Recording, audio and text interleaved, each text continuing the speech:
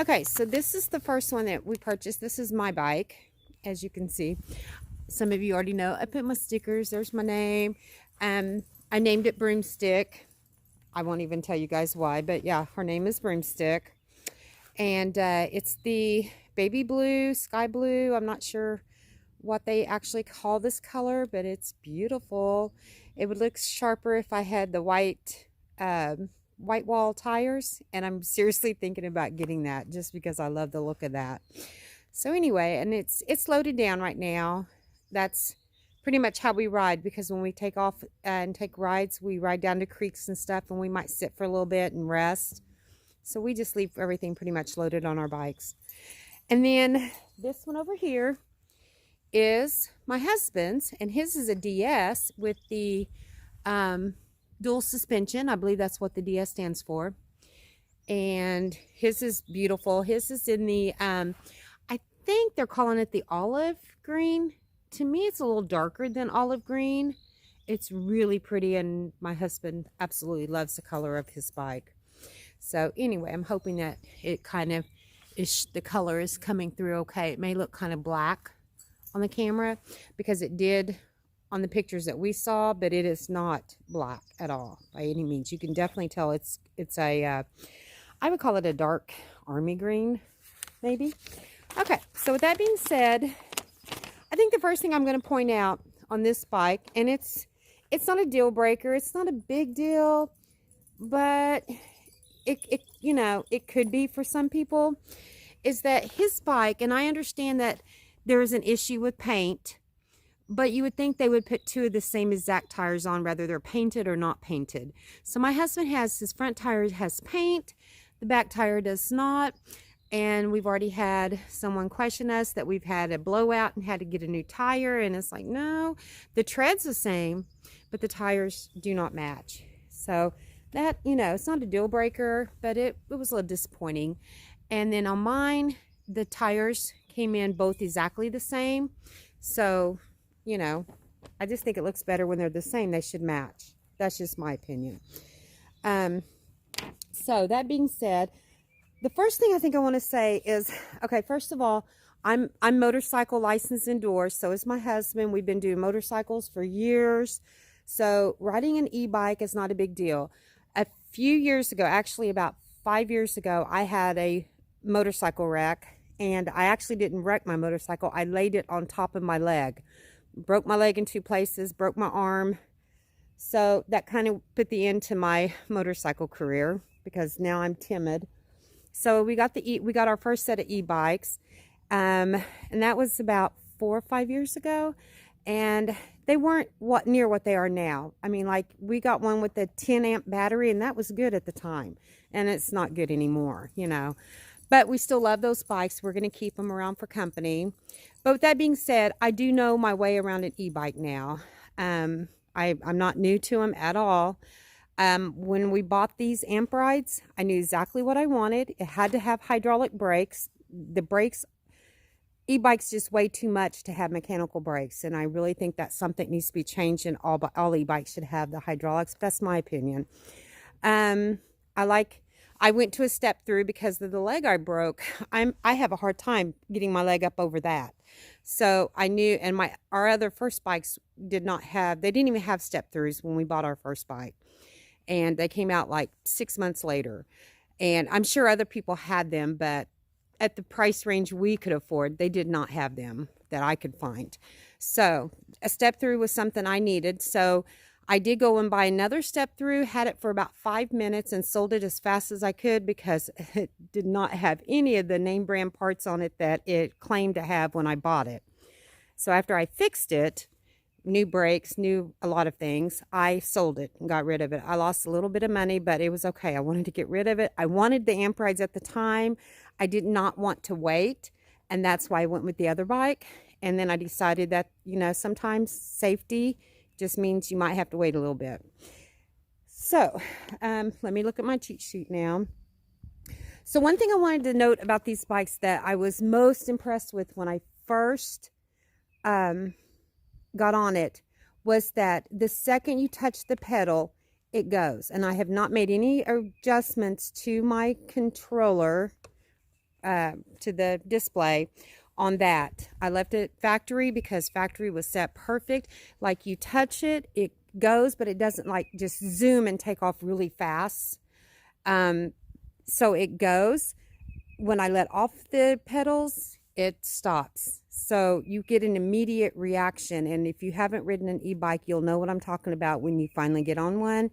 Some of the pedals you have to make 2 or 3 rotations before the motor kicks in. And some of them, when you let off of the pedal, pedaling it, the motor is still engaged for a few seconds, or maybe not a few, but long enough that you could run over something if you don't use your brakes. So I love the response on these. I don't know if it's that good on all of the control settings, but on the factory one that ours came with, it was perfect. So I left that alone. Another thing I like about these is that the handlebars will go up and down. And our first ones that we bought that we're keeping, we're going to keep those for company. I'll go ahead and say what they are because they're great bikes. They're Go Power bikes. Their customer service isn't bad at all. They're out of New Jersey. The battery's only a 10 amp, mechanical brakes. And the problem with them, they have not even upgraded, not even their batteries in the 4 or 5 years since we bought them. They're still using the 10 amp batteries, but the price went from $9.99 to $14.99. So there's no upgrades on those bikes since we bought ours. So they've got a $500 jump on those, but they've not upgraded them. I can't suggest them anymore. I used to people. There goes a dog. We live in the country. We have dogs. Anyways, so I just can't, out of they're just not worth it. They're not a $1,500 bike. Okay, that being said, but these right here, you can adjust the handlebars to go up and down, which is nice. Our other ones do not do that. And I don't remember if the third one I bought that I've already sold, I don't remember if it did or not. Can't remember. I didn't have it that long. Then these, as I've said, on these, we absolutely love the brakes. The brakes are there every time. We live in Oklahoma, but let me tell you, we do have some hills here, some pretty good hills. And I have overheated my other brakes going down some of these really steep hills because we're going down on gravel, so you can't fly down them at, 20 miles an hour, because even though your bike wants to free fall at that speed, because it's just dangerous with the big clunky gravel. So sometimes you have to ride your brakes. And so far I have not. I've even gotten off at the bottom of a steep hill the other day and just to feel, and my brakes were not overheated at all. And I just think that's the difference between the mechanical brakes and the hydraulic brakes. Okay, so next on my list, the bike grips. Okay, these grips.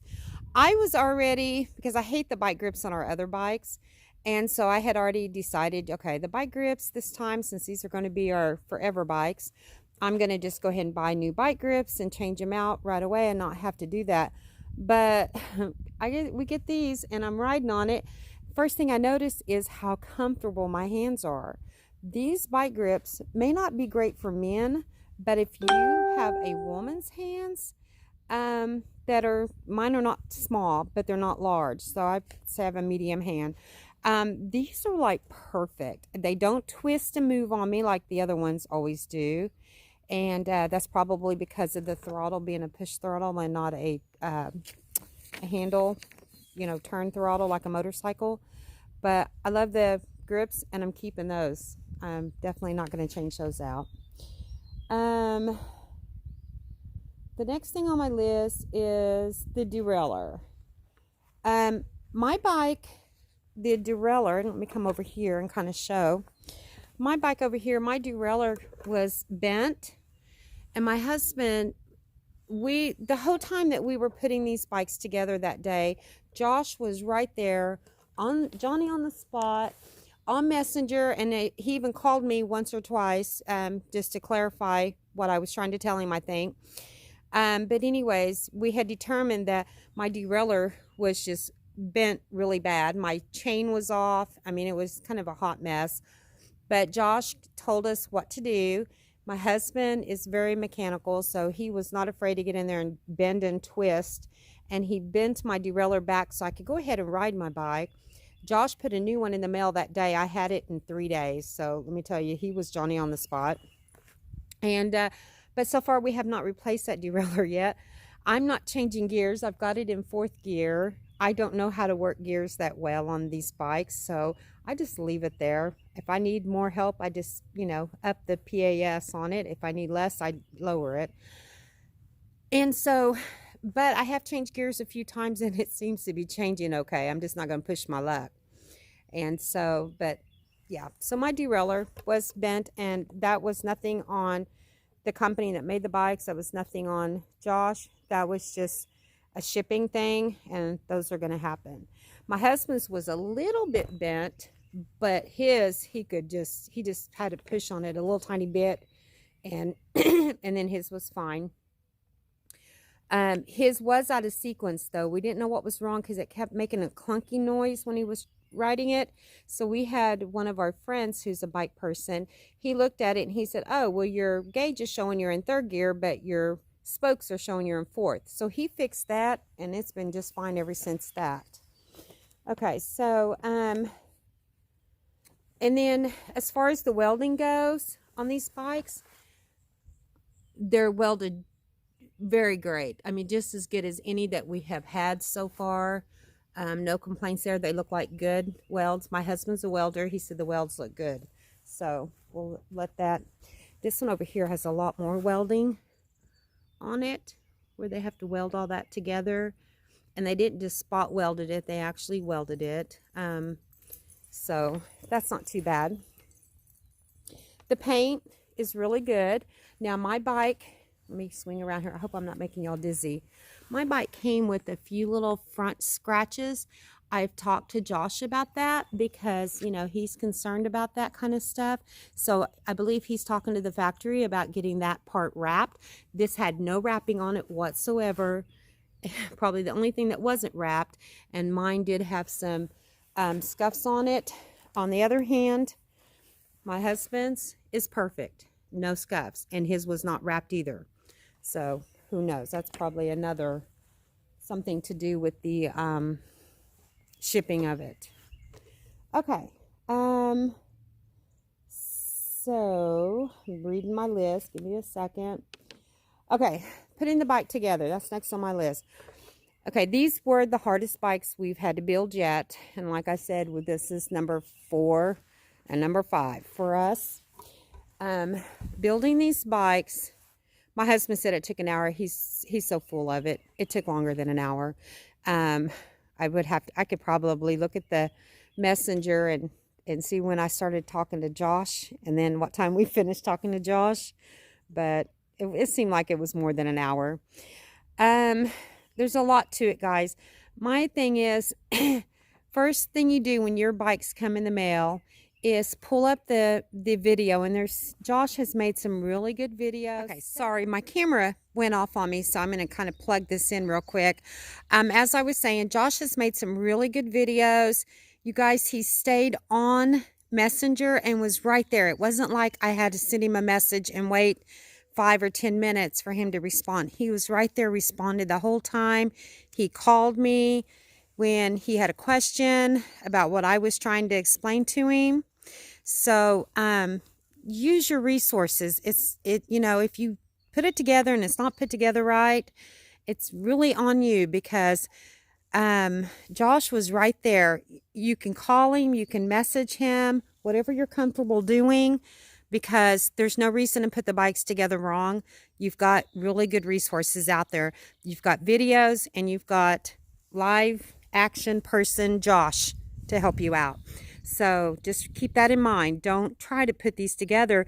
And if you're not sure, ask him. It's better than having to go back and fix something that you did incorrectly, wrong the first time.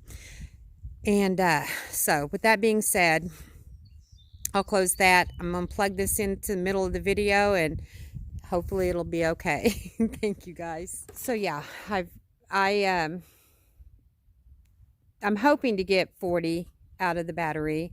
I don't know if I will around here just because I do ride on a lot of gravel, a lot of dirt, and all of that is, you know, takes its toll on your battery. And I also ride with my tires a little bit lower pressure because of the gravel and stuff. It makes it too bouncy if I put it up to what the manufacturer suggests. So all of that is taking its toll on my battery.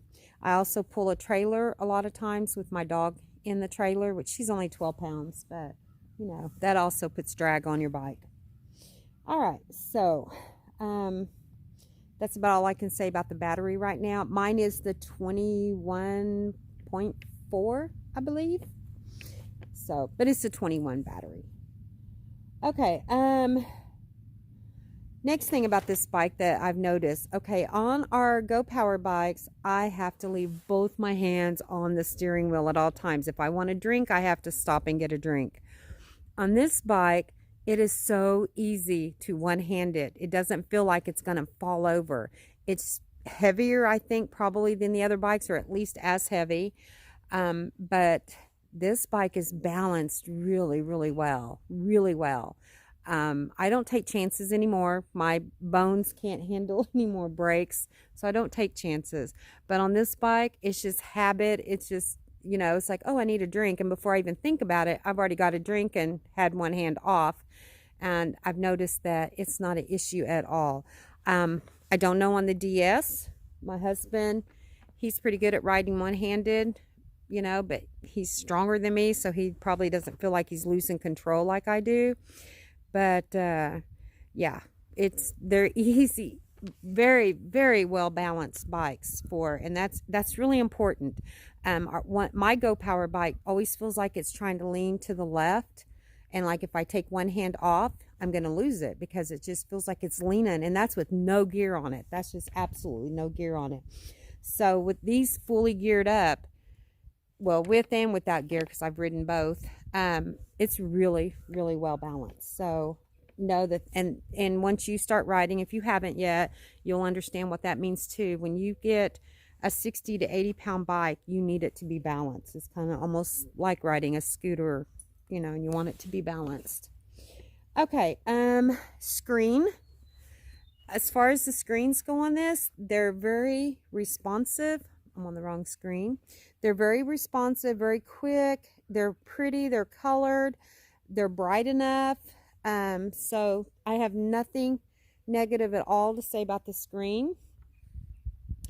I've mentioned this once on another video, but I love the pigtail. Let me get out here where I can see it. I love the pigtail versus it being directly on the screen, because you can get to it so easy and play, you know, because I mean, we have the micro and the C now, so sometimes I have to swap back and forth. I was going to mention how beefy and nice the rack is, but mine's covered up. So the rack is really, I mean, you can tell you can put some weight on there. I don't have that much weight. It looks like a lot, but it's really not that much weight on there. But yeah, the racks are really, maybe you can see his a little bit better. But the racks are really nice, and those come on it. I did not have to pay extra for that. That came with it. So did the fenders. Josh does not charge extra for fenders or racks. So, and the fenders are really nice too. I wouldn't have any bike without fenders. But again, I live in the country, and it's either muddy or dry. The kickstand. I had issues with my kickstand. I made a video on that. I had figured out the problem. I like the kickstand because it is beefy enough to hold up our bikes with our gear on them. And now that I have figured out the issue on it, and it's not a stripped out screw, watch the video on that if you're having problems with yours. But yeah, so your kickstand, like the kickstands, they're nice and thick. The last one I had that I sold quickly had like a child's type kickstand on it, and you just don't want that for a big e-bike. We've mentioned the tires. I mentioned that in the beginning, so I'm not going to go back over that. But these are mag wheels. This one, I think I already said, was the 750/80 NM mag wheels with the 25 controller. So that's what we have here. And with the Kenda tires, It also has the, I believe it's the Zoom brakes and the Shimano brake, gear shifter.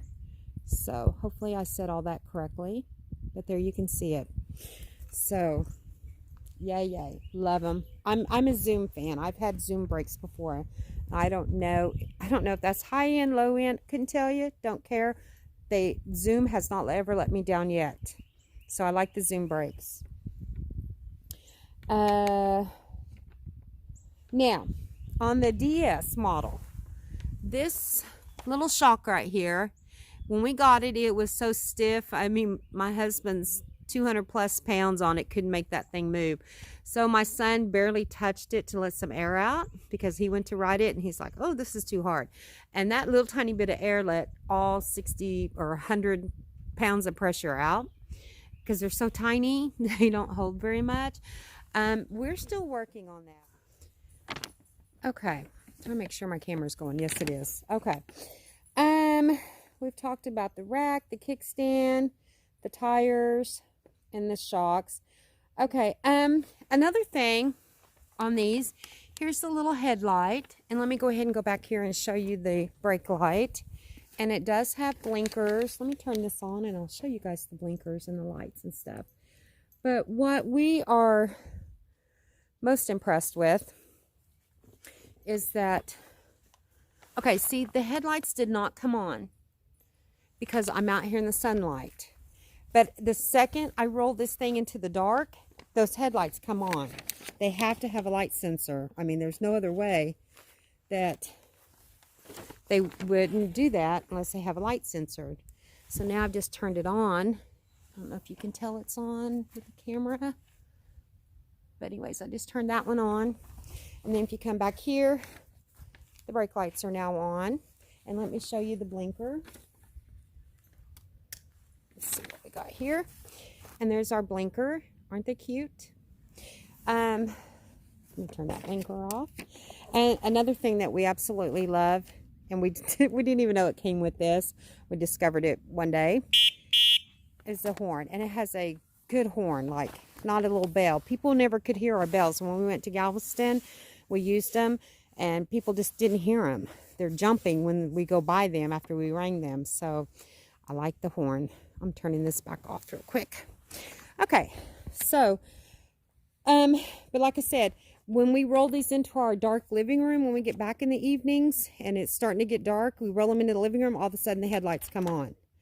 And so they must have some kind of light sensor on them. I don't know.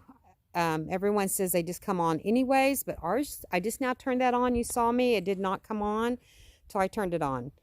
But I guarantee you, like last night when we came in from riding, we took a quick ride yesterday evening, and when we rolled them into the living room was dark, and all of a sudden we had light because both our headlights at the same time came on.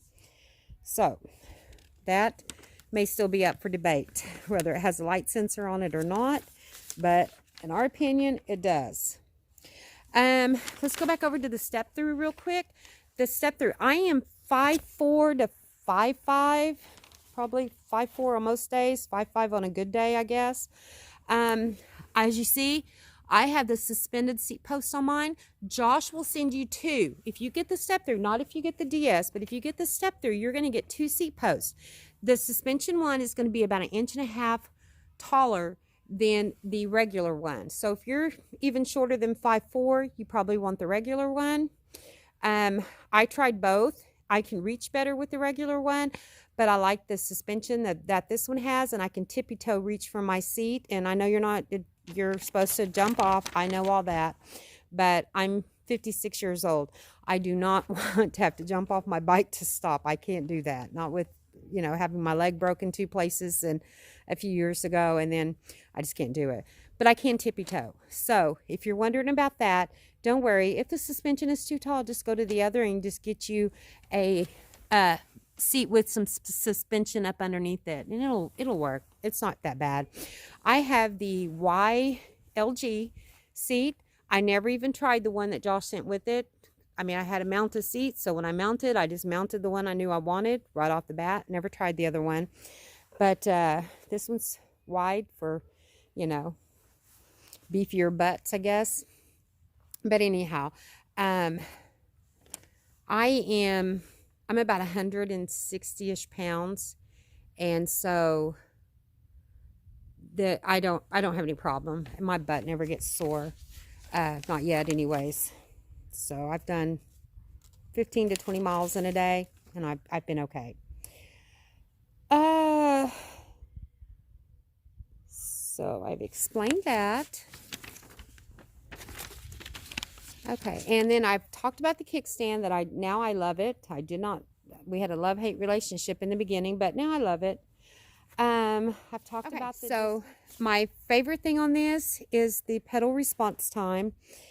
It's just so important. And when you hit your pedals, you want it to be, it's like driving a car and hitting your gas and nothing happens for 2 seconds. It would cause an accident, and that's the issue with bad pedal response. So this one, I love that. I love the 21 amp battery. And if I get a chance to get a bigger one, I probably would, but I think I can't on mine. I think the step through 21's as big as you can go. I believe though, if you get the DS model, you can go all the way to the 52-28, I think is the right size that I'm thinking of. But my husband also has a 21, so he can't go any bigger if I can't, because we go together. So my least favorite thing about these bikes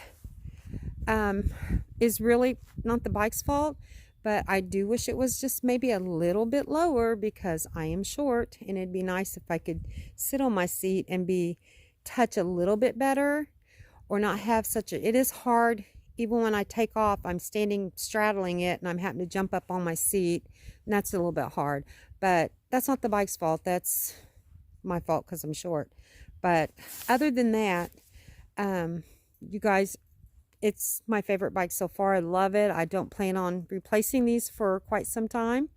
When I do, no telling how big the batteries will be by then. So I don't think I'm missing anything. I also want to say that I think Josh did a good job too with his emblem on there. It's not just flat written, it's really pretty. So okay, all right, so I'm going to just do one quick view with these. I appreciate everyone watching. If you have any comments or questions, remember, this is my opinion. This is not anything I'm putting out there for a debate. I'm just telling you this is our opinion of these bikes so far. And so there they are. Enjoy and have a great day. Bye-bye.